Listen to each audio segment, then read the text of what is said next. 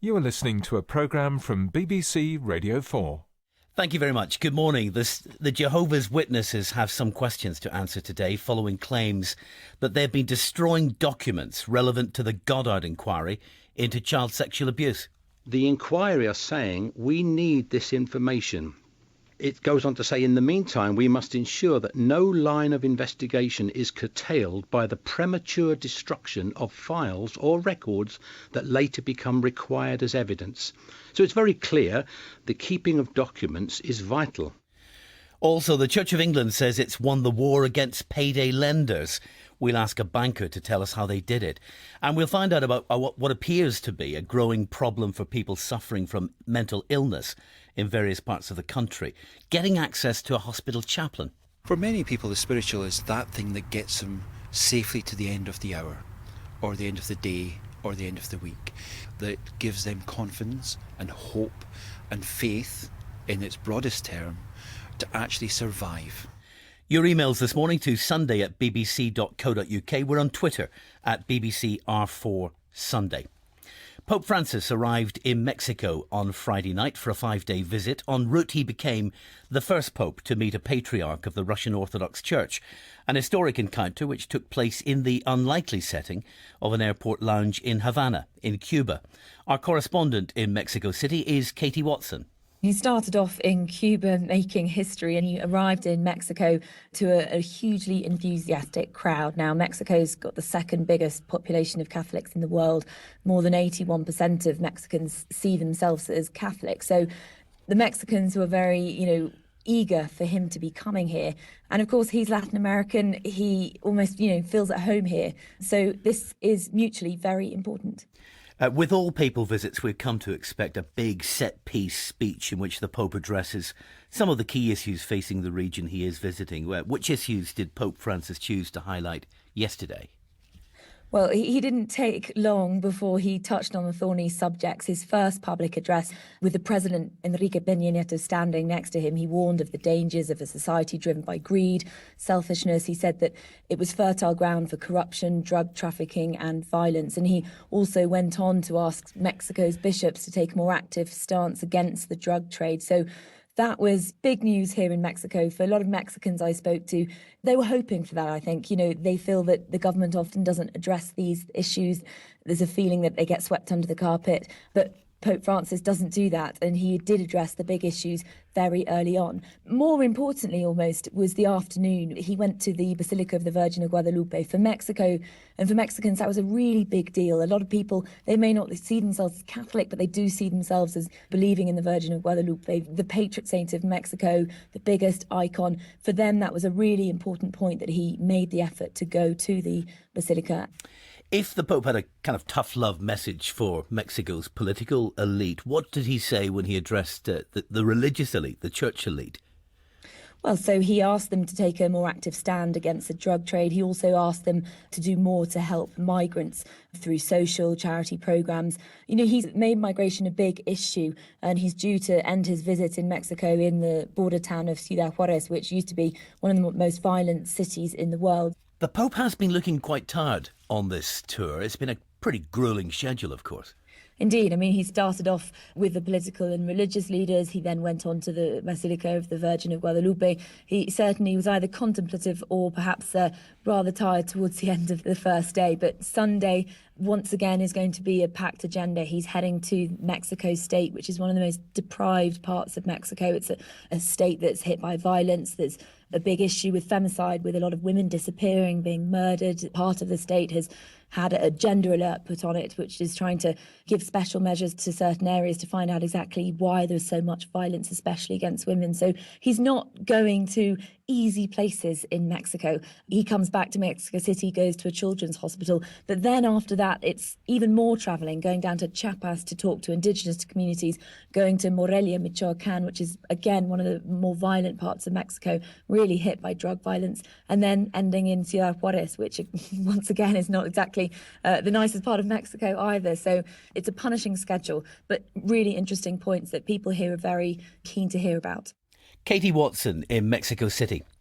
3 years ago, the Archbishop of Canterbury, Justin Welby, pledged to force payday lenders out of business by establishing church-run credit unions that would compete against them.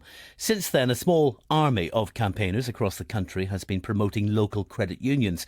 Some of them, like Maria from Peckham, are driven by their own experience of struggling with debt. I didn't want anybody to know that I was in debt, so I tried to cover up my debts. I used to put them in a drawer and try and forget about them, but it wasn't until I'd exhausted all the avenues I could. I thought I'd better face up to reality, and the credit union helped me enormously in managing my finances and appreciating that I had a lot of problems. They're approachable compared to all the other banks where no one really wants to speak to you. In addition to recruiting anti-debt campaigners like Maria, Justin Welby also created a task force to promote responsible credit and saving, which this week published its final report. Eric Leenders is Managing Director for Retail and Commercial Banking at the British Bankers Association. He's also a member of the Archbishop's Task Group. Eric, good morning. Welcome. Good morning. Thank you. Tell me, how have things changed, first of all, in the market for online lending since 2013? Hello, Eric. Forgive me, sorry, I've lost signal at there we this are. end. Can you hear me now, Eric? Sorry, I thought we just lost you for a second. Oh, we seem to be... Well, we'll see if we can find Eric's signal. We've lost him down the line, but we'll come back to him in a moment or two. We tend to think of Lent as a season of abstinence, but this year it promises to be something of a feast, actually, at least for art lovers in Manchester, where the organisation Passion Art is curating a series of art installations around the theme of being still in the city's churches, galleries and cafes. Rosie Dawson has taken a Lenten stroll through Manchester. Noon in Manchester city centre. During Lent, the Angelus bell rings out daily from St Anne's Church, where the rector is Nigel Ashworth. The Angelus bell is a simple striking on our single bell, calling the city centre to be still. I guess they're going to be going by doing their normal stuff, shopping or going to offices or whatever. Maybe they'll pause, maybe they'll stop. It made me think about the church and a possible, I guess, call to prayer. Well, I noticed that I think it gets your attention, doesn't it? It makes me feel nice and calm, and it's good that it's actually this old and it's still working. Maybe they'll remember that when the bell rings, it's an invitation to come in the church, and when they're in, they'll see this wonderful display which we've got in here, manna from heaven hanging in glorious stillness, 20,000 pieces, exactly like Eucharistic hosts, hanging above our head, saying, look, God's blessing is just here. The whole place is full of God's glory, and actually so is the world, if only we'll look and see. The artist who spent months cutting up and sewing together the white circles which form the manna installation is Leslie Sutton. She is also the creator and curator of Passion Art. Lent is a season that we've kind of lost and that we no longer use. And we live in such a busy, fast-moving, competitive world. I think it's a really important thing to bring back into our cultural calendar. If we go into the chapel in the church, inside the chapel is a digital altarpiece. Now, the windows have been blacked out, and you've got here a projection of a Pembrokeshire Sea cave with the sea coming in and out, and another bell, a beautiful, delicate, white ceramic bell. And that bell, though, in the film is ringing. It's all about creation, it's about stillness, it's about time, and the call to prayer. The centrepiece of Passion Art is an exhibition at Manchester Cathedral called Creatus Revisited, The Vessel, Death and the Human Body. Julian stairs, sarcophagi, monumental pots and small urns are all designed to hold the human body in death. There's a very fundamental aspect to working with clay, which is an elemental material. So many creation myths talk about the fact that we are made of dust and we return to the ground as dust. So in a way, there's a great circularity. I'm taking clay and transforming it into pots, which then themselves go back into the ground. And there's one piece in particular in the exhibition which is called Reliquary for a Common Man, which was a memorial to an individual, a family member, called Leslie Cox. And there's a cinerary jar which I've made for him, but I've also made it from him. It's made of his bone ash. So it is still possible to reach out and literally touch Leslie after he has been cremated. Beyond church and cathedral, those following the Passion Art Trail will be taken to a library, an art gallery, a cafe and online. Leslie Sutton. The story of Lent, the story of Easter, is the story of the human condition. It's not just the story of Christians, it's the story for everyone, each and every one of us. And that's why it's important not just to be in sacred venues, but also to be in secular spaces. My name's Louise Thompson and I'm the Health and Wellbeing Manager at Manchester Art Gallery. I think it's important to promote museums and galleries as spaces for people to come in and to use for contemplation and reflection, and that's why we were interested in joining with Passion Art. People, when they visit art galleries, kind of do a whistle-stop tour. You spend maybe, 7 or 10 seconds looking at a painting, and you probably walk past 80% of the collection. Our Take Notice sessions are about encouraging people to come in and be still with one work of art. Now, you've chosen a couple of paintings to complement the Passion Art Trail. Why this one? This painting is Interior by Gwen John. It's small and unassuming, and it's not clear at first glance what we are looking at here, but when we spend some time with it, we can begin to see that it's an interior scene with some items on the table. The colour palette that John has chosen is just of a few tones of white and grey, and then on this table is this lovely little brown teapot. This is stillness, this is taking notice, this is seeing the beauty and in everyday life, and so I had to include it in the Passion Art Trail. Louise Thompson, and you can see some of the Passion Art installations and find out more about that project on our website.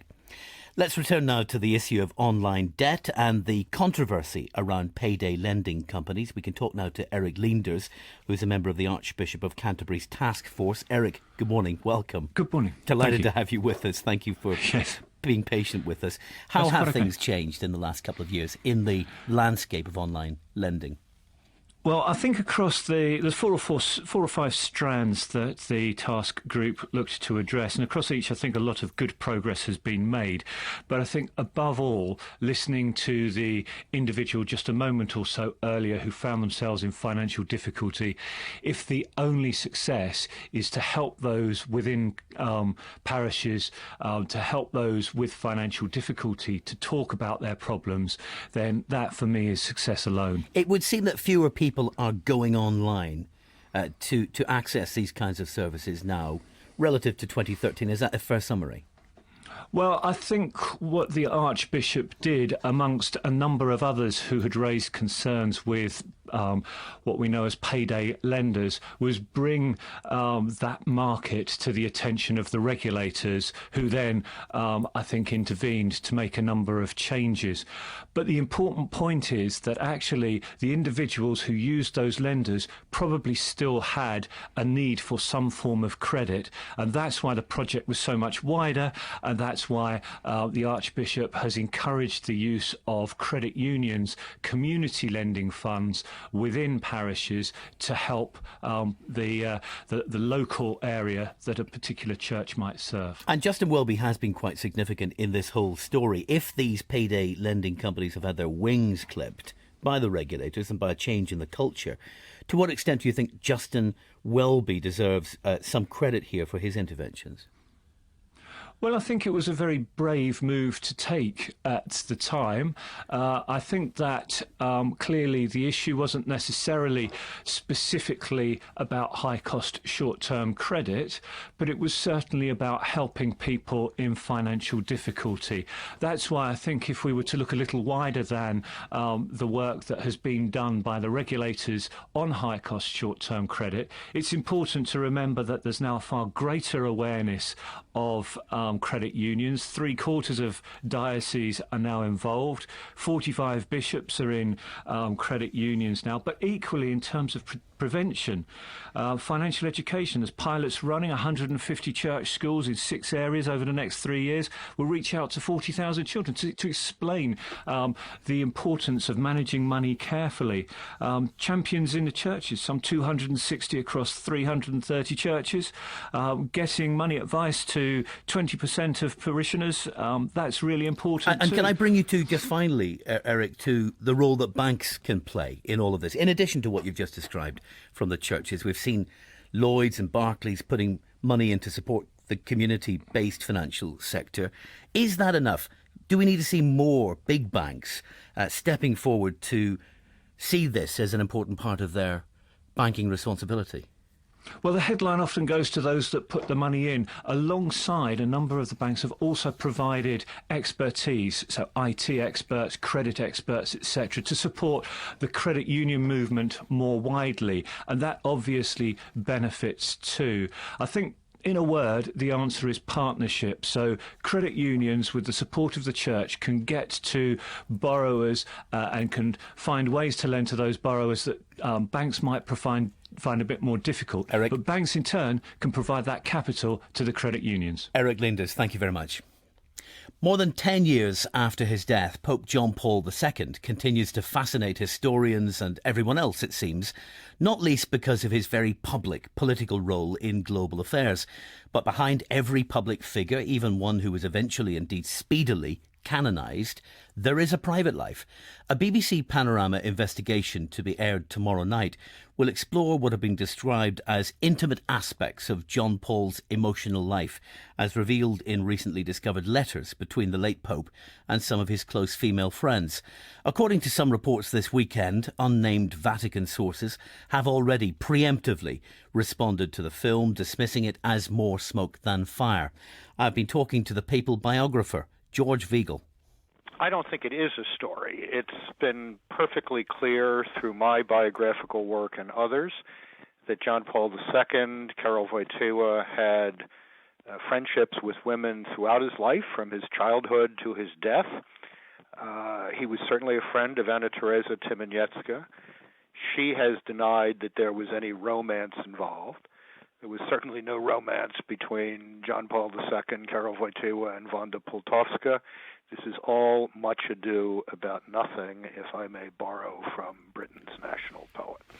We know something of the nature of the friendship between Wanda Pultowska and John Paul II, because she did publish a volume of her letters in the past, and that caused something of a storm at the Vatican at the time. I don't think it was a storm so much as a sense that there was something not entirely appropriate about publishing personal correspondence. I mean, I have personal correspondence with the Pope that I have no intention of publishing. Personal correspondence is personal correspondence. But Wanda Pultowska was a great help to Karol Wojtyła in Krakow in setting up his distinctive ministry to families, to engaged couples. She had had a very dramatic life. She was a survivor of the Ravensbrück concentration camp. Her husband was a philosophical colleague of John Paul II's, but no one who knew these two people at all ever imagined that there was any sort of romantic involvement between them. So what we now have, in addition to the Pultowska correspondence, is what appears to be a treasure trove, as it's been described by some of the media, of correspondence between John Paul II and Anna Teresa Tymieniecka, which may reveal a mutually affectionate relationship. Let's not put it more strongly than that. They were friends. I don't know why this constitutes a treasure trove. It only constitutes a treasure trove if you're hunting for salaciousness, and there's none of it to be found. I think it's media hype, and I think the BBC, which was once the model for journalistic rectitude, has damaged its own reputation by getting into this. John Paul II was such a powerfully important figure in the 20th century. Isn't it relevant? Isn't it significant? Isn't it important that we know more about his emotional life, and it's an appropriate investigation? I'm sorry, I wrote 2 volumes totaling 1,500 pages on John Paul II called Witness to Hope and The End and the Beginning that reveal far more about his emotional life than is going to be revealed on Monday night or that will be revealed in these letters. So, no, I think this is much ado about nothing. If you had had access to Anna Teresa Tymieniecka's letters when you were writing that volume, would you have included reference to them? I have included references in the books to correspondence with women that John Paul II shared with me from his days as a young priest in Krakow. That was with the permission of both parties, and I would have applied the same standard to any other correspondence. I just say in response to that, though, by the policy that you adopt in including private documentation, private correspondence, if there was something very significant and revealing in any private letters which challenged the historical account of John Paul II's life, you wouldn't publish it because you didn't have his permission in advance to do so. I think public figures have a right to their privacy. There is nothing in anything I have ever seen that suggests that there was a contradiction between what John Paul II taught and what he lived. And therefore, I'm completely at ease with the rules I adopted in writing my own 2-volume biography of the Pope. George Weigel, and Panorama's film The Secret Letters of Pope John Paul II is on BBC One tomorrow night at 8:30. It's 29 minutes to 8. You're listening to Sunday with me, William Crawley. Still to come this morning, could the Jehovah's Witnesses face a criminal investigation for destroying records that would have assisted the independent inquiry into child sexual abuse? People suffering from mental illness could find themselves unable to gain access to a hospital chaplain in various parts of the country. That's the finding of a survey into the provision of mental health chaplains carried out by BBC English Regions to look at the pressures on the chaplaincy system and to hear more about what the chaplain's work involves. Trevor Barnes went along to one of the best-known specialist hospitals in the country. Bethlehem Royal Hospital, the oldest psychiatric institution in the world, has gone through many transformations since it was founded in London in 1247. Now on the capital's leafy southern outskirts, its acres of parkland here are an imagination away from the noise, confusion and acute mental distress of Bedlam, as it was popularly known, where well into the 17th century it attracted thousands of people every year, paying to see the inmates publicly displayed on Sunday. These days they're not stared at but listened to. But what do they say? Well, I suppose what I say is, what don't they say to us? You know, any situation that people come across in life, we deal with. The Reverend Cameron Langland's senior chaplain. Being ostracised from their family, being ostracised from their faith group, because they're being seen as being different, from not being employable, because they've got the stigma of mental health, trying to keep a home together, trying to keep a family together, trying to keep contact with their children, particularly when they're under section, and actually being treated and being seen as being normal. Strict NHS guidelines lay down what's appropriate conduct for a chaplain in mental health care, and there's no banging of any religious or denominational drum. Chaplains have access to ongoing training, though there's no overlap with the strictly medical treatment on offer in the secular environment of a hospital. Mental health chaplain Karen Barmer. We're not seen as a doctor, so a patient can see us as a friend and get alongside them. And a lot of people who've had a very serious mental illness have lost family and friends, so we can be a supportive figure in their lives. We're hearing people's whole story. We're not seeing them as a problem with a solution. Ask the chaplains what they do provide, and they'll invariably say not medical but spiritual support, though that's often more easily recognised than defined. It's what makes them human, I think. It's anything that's outside that material sense. So for some people, spirituality can be a walk in the park and walking their dog, something that gives them a sense of purpose and meaning to their life. For many people, the spiritual is that thing that gets them safely to the end of the hour, or the end of the day, or the end of the week, that gives them confidence and hope and faith, in its broadest term, to actually survive. But some groups would question the definition of spiritual care and ask furthermore whether chaplains should have the monopoly in providing it. Cameron Langlands. The NHS is a public institution, it's run by public money, and no one group should have privilege. What we find is that the conversations that we have with people are much more wide-ranging and are dealing with a whole load and plethora of stuff that actually can't be fitted into the religious box. 32 years ago, Xavier, now 50, was involved in a life-changing accident. I was cycling home through Peckham and got hit on the Rye there, Peckham Rye, and 10 days in a coma. Didn't know whether I'd live or die. If I lived, what I'd be able to do. But I was 18 and regained my functions really quickly, my bare essentials. But I had to learn to walk and talk and everything.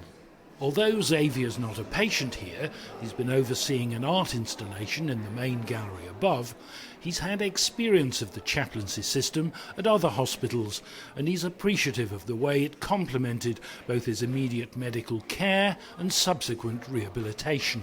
The spiritual need it fulfills, and particularly with the patients and them doing artwork, they can kind of reaffirm their spiritual growth. If you had to tell someone what you mean by their spirituality, what would you say? Put me on the spot there. Just a small question. I suppose humanness, if you know what I mean, just humanity. In actual fact, it's a kind of endorsement there, that the big word was not religious, it wasn't Christian, it wasn't Muslim, it was humanity. It's crucial, yeah, it's seeing the humanity in yourself as well as in each other and reaching out to the human in each other. Particularly in mental health, because actually when people become ill, they see their value as a human being diminish, because that's what society tells us. Well, just across from the gallery is the 18th century chapel, very much a focal point here. Should we just go in, Cameron, and see what... because it's not in any sense the Christian chapel it was when it was first built, is it? No, certainly not. I prefer to see it more as a sanctuary than a chapel, because it is for those of faith and those of no faith. We have, obviously, Muslim prayer space. We've got a Christian chapel setting, but we actually also have a space where people can just sit and be. Although there's no statutory requirement to provide chaplaincy services, NHS England says it's committed to meeting patients' spiritual and pastoral needs. Even so, the lack of uniformity the BBC surveys revealed comes as no surprise to Cameron Langlands. Full-time posts are being downgraded to part-time posts, so although the numbers might not have varied, the hours often in chaplaincy that are provided have varied and have got less. You know, we're very well served here. We were very well served up in Glasgow, for example, but there are other trusts in areas that are not well served, and that's purely because people, A, don't see the value of what we do, don't understand what we do, but actually have other priorities. Isn't that understandable, though? Yes, it is understandable, but if we're talking about holistic care, where we're talking about treating the mind, body and spirit, why not value even more, because it's a unique service. Cameron Langlands ending that report by Trevor Barnes. You cannot kill an evil ideology by taking down a person, 1,000 people, or even 10,000 people. If we're going to overcome the escalating problem of extremism and terrorism that our world faces, we need a different answer. So writes Steve Chalk, Christian minister and founder of the youth and community charity Oasis, in his new book, which is entitled Radical. Steve, good morning, welcome. Good morning, William. We need a different answer, you say, and the answer, it turns out, to radicalisation is radicalisation. How does that work? It works in this way. Nature abhors a vacuum. Many of our strategies that are based around counter-terrorism and counter-extremism at the moment are trying to deal with the symptoms rather than look at the issues. Why are young people radicalised? How are they radicalised?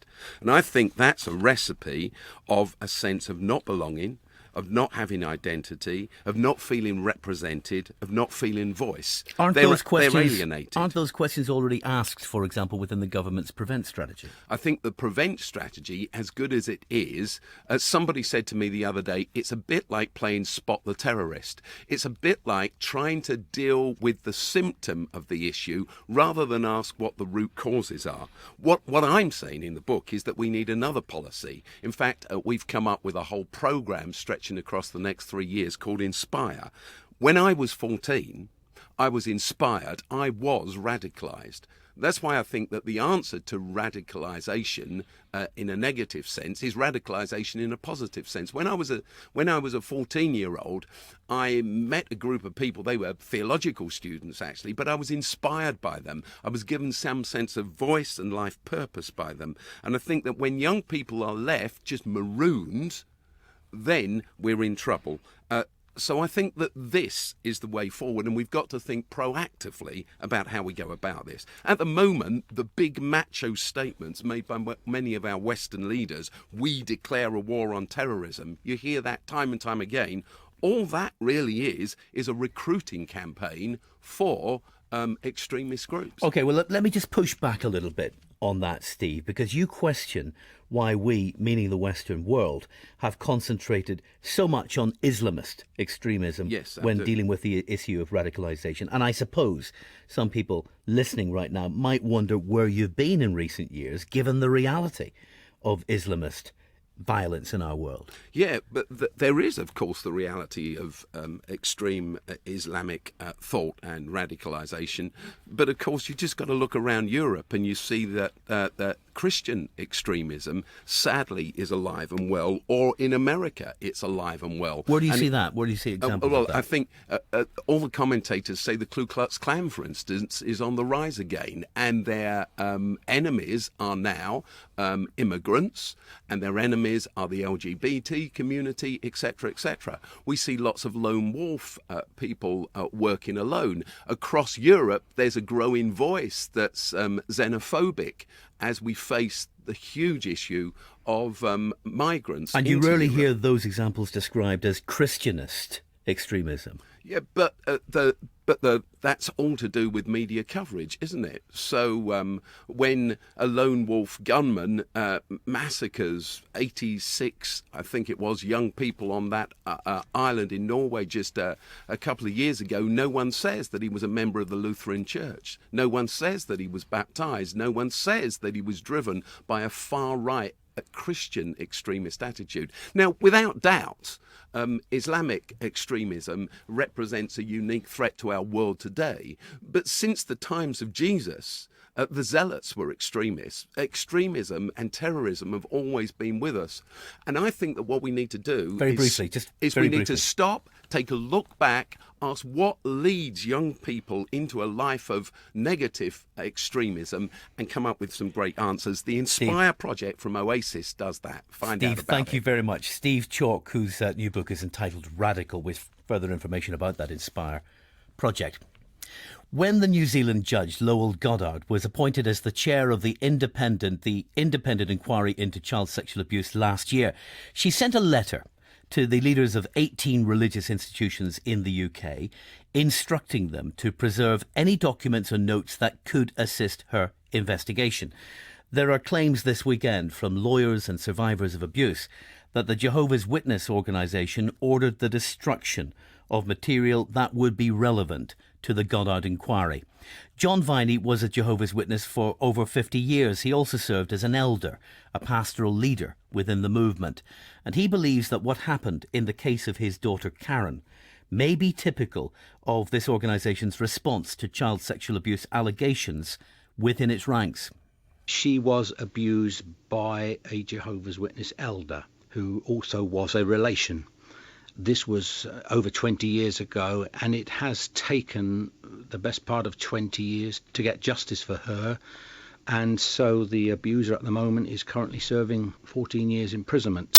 Rather than receiving support from the organisation, John says the elders shunned both him and his family. We received no help from Jehovah's Witnesses, and I think this was perhaps the start of my own downfall within Jehovah's Witnesses, is when I saw what I thought was a loving, supportive organisation, I experienced something completely different from that. I saw people running away, and I saw my daughter and my own family being treated as troublemakers because this thing has been raised. And that's led me really to look at other situations, because I have thought, well, surely, the way we were treated, the way my daughter was treated, is that a one-off? And sadly, I find that that is just not the case. And I even hate to say it, but I would say it, that right now I think Jehovah's Witnesses have an epidemic of child abuse within their midst. In Karen's case, did they cooperate with the police with the investigation in any significant way? The quick answer is no. I have met up just this week with the investigating officer over another matter, and he reminded me of just how uncooperative they were by saying, first of all, they wouldn't give statements, they would not provide any evidence, they would not give over any documents, or said that they didn't have documents, which it makes the relevance of this Goddard inquiry even more important. If the Jehovah's Witnesses have no documents to provide in cases like John's daughter Karen, where are those documents? Sunday has obtained a copy of an order sent to every Jehovah's Witness congregation in the country.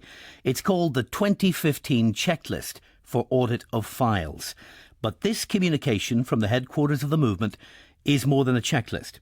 It's an instruction to destroy the kinds of documents the Goddard inquiry is after. Kathleen Hallisey is a senior associate with the law firm AO Advocates. Last year, she represented a victim of sexual abuse in the UK's first ever civil case brought against the Jehovah's Witnesses. The directives come from the US, where the headquarters are located, and that's an audit and a destruction of various types of documents that would have been retained by the elders in the congregation. And therefore, any documents in relation to an allegation of child abuse that would be contained within elders' notes would have been destroyed per the direction of this audit checklist. I think that the documents that the elders in that checklist have been instructed to destroy are, in fact, documents that are highly relevant to the Goddard inquiry and are, in fact, documents that should not have been destroyed. My fear is that it's too late. I'd been with the organisation all of my life. I was raised as a third generation Jehovah's Witness, so I didn't really know anything other than that. And then I became an elder at age of 27. In 2002, Ross Blackman left the Jehovah's Witnesses disillusioned by the direction the movement was taking. He's now a minister in the Church of Scotland. But while he was a Jehovah's Witness elder, he served as congregational secretary, and one of his tasks, he says, was to supervise the destruction of notes made by elders taking part in a judicial committee, a kind of congregational court, where serious disciplinary matters, including child abuse allegations, were investigated. A determination would have been come to by the three elders that were involved in the case, and they would have filled in a form. If I recall rightly, I think it was the S77 form. They had their numbers for them all. So the S77 form would have been filled in with details on who had been in the committee, who was being disfellowshipped, for example, and a very terse reason for why that might have been. That form would have been sent up to the headquarters for being processed there. And at that stage, any of the notes that had been made, the personal notes that had been made by the elders on that judicial case, would certainly have been destroyed. And a reminder would be given to that effect on a fairly regular basis, either at the elders' meetings or certainly when the travelling overseer, who would come every 6 months, came around, they would be reminding people to destroy these personal notes that they might have made. And ostensibly, the Data Protection Act was invoked with regards to that. That was certainly the reason we were given for that at the time, I seem to recall. But the reality was there was quite a bit of incriminating information within the files. Could a serious and well-founded concern about their responsibilities under the Data Protection Act explain why a religious organisation would not only sanction but demand the wholesale destruction of documents relating to child sexual abuse allegations? The legal analyst Joshua Rosenberg. I think the Jehovah's Witnesses need to point to the section of the Data Protection Act which requires them to destroy information, because I certainly can't find one. There is a provision which says that if somebody has data about you and it's inaccurate, you can ask a court to order its destruction. But the Data Protection Act, as the name implies, is there to protect data, not to destroy data. In any event, it doesn't normally cover information that's recorded on paper, and this checklist that you've sent me says that everything stated below relates to information stated on paper or electronically. So I would be surprised if there was any requirement in the Data Protection Act to destroy information. And of course, when you take that in connection with the Inquiries Act, which has been law for more than 10 years, and says that if an inquiry is held, it can require information, and if you destroy information that the inquiry requires, you can be committing an offence. Well, taking the two together, it looks as if the Jehovah's Witnesses have got a certain amount of explaining to do. So there's no doubt in Joshua Rosenberg's mind that any concerns a congregation may have are trumped by an order from this inquiry to retain all relevant documents. Indeed, the guidance sent out to religious organisations by Justice Goddard says as much. Why then were Jehovah's Witnesses being told last year to destroy all those documents before the end of December, after they had been told by the Goddard inquiry in June to hold on to them? If you were to have had documents, let's say at the beginning of last year, and then destroyed them after you got a letter in June last year from Lowell Goddard, you would have a very great deal of explaining to do, wouldn't you? Because that letter puts you on notice, even if you were not familiar with the law, that she wants to see these documents and you better hang on to them, otherwise she'll want to know why you didn't. And that explanation may need to be legally quite robust, because deliberate failure to comply with an inquiry's order is a criminal offence. We invited the Jehovah's Witnesses to respond to these very serious claims on today's programme. They declined our invitation and gave us a statement instead. We're pleased to confirm that our direction to all congregations in England and Wales is compliant with the terms of the Goddard inquiry. Congregation elders diligently abide by legal responsibilities that rest upon them. This is in harmony with the Bible principle found at Romans 13:1. Elders provide abuse victims and their families with spiritual comfort from the Bible. The victim and his or her parents have the absolute right to report the matter to the governmental authorities. We are committed to doing all we can to prevent child abuse and to provide spiritual comfort to any who have suffered from this terrible sin and crime. You'll notice that this statement makes no reference whatsoever to the issue of retaining or destroying documents that may be of use to the Goddard inquiry. When we asked the Jehovah's Witnesses to explain what they have done with those sensitive documents, they told us they have nothing further to add to their statement. Meanwhile, 20 years after his daughter was abused by a Jehovah's Witness elder, John Viney says it's past time that this religious organisation stopped closing ranks and started putting the welfare of children first. No one is suggesting, and I'm certainly not suggesting, that all Jehovah's Witnesses are child abusers or that they are making a last-ditch effort to get rid of evidence. And so I believe that they should have sent a different message out saying, we want to cooperate with the Goddard inquiry, so please keep your personal notes, and any judicial meetings you hold with potential abusers, you will need to retain and may be used in evidence. John Viney, and we'll obviously keep you up to date when we learn more about the Goddard inquiry's attitude to what's been revealed this morning. But that's it from this week's Sunday. If you'd like to comment on today's programme, you can email sunday@bbc.co.uk. Edward Sturton will be back in the chair next week. In the meantime, enjoy the rest of your Sunday.